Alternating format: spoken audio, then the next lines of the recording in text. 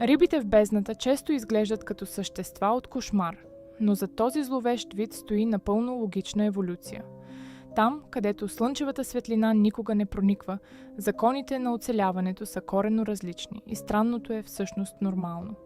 В пълния мрак очите на тези риби са се оголемили до крайност, за да улавят и най-слабия проблясък светлина и да откриват плячката си.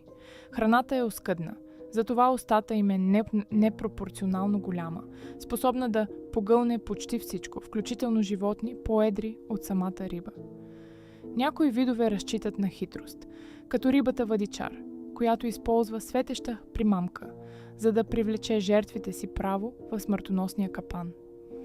Телата им са меки и желеподобни, за да издържат на колосалното налягане, което би смачкало всяка подводница като консервна кутия. Дълбините не са просто плашещи. Те представляват един извънземен свят, в който природата е създала изумителни механизми за победа над мрака. Искаш ли да научиш още тайни за нашата планета?